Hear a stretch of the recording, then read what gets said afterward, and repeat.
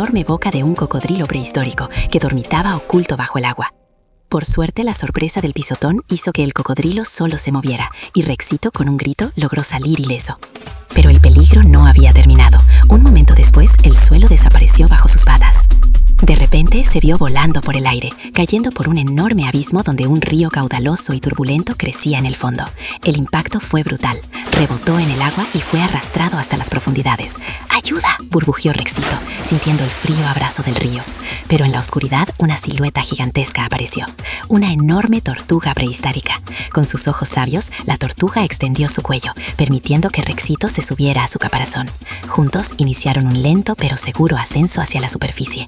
¡Qué alivio! Pronto, el pequeño volvió a sentir el aire fresco y puro. Flotando sobre el caparazón de su nueva amiga, Rexito disfrutaba del paseo, recuperando el aliento. Pero la paz no duraría mucho. De entre la maleza, con un rugido ensordecedor, surgió un temible Utahraptor. Sus garras afiladas y su mirada feroz no dejaban duda de sus intenciones. ¡A correr!, pensó Rexito, saltando del caparazón. La carrera comenzó. Rexito, con sus patitas veloces, lideraba el camino, y en su huida volvió a cruzar el pantano. Y sí, otra vez pisó la boca del mismo cocodrilo. Esta vez, el Utahraptor, que venía justo detrás, se encontró con la enorme boca abierta. El susto fue tan grande que el depredador, con un chillido de terror, dio media vuelta y salió corriendo despavorido. Libre de peligro, Rexito continuó su exploración y poco después se encontró con dos enormes y amistosos Parasaurolophus. Su tamaño imponía, pero sus ojos eran bondadosos y Rexito caminó sin miedo entre sus patas gigantes. La aventura, sin embargo, lo estaba llevando de regreso a un lugar familiar.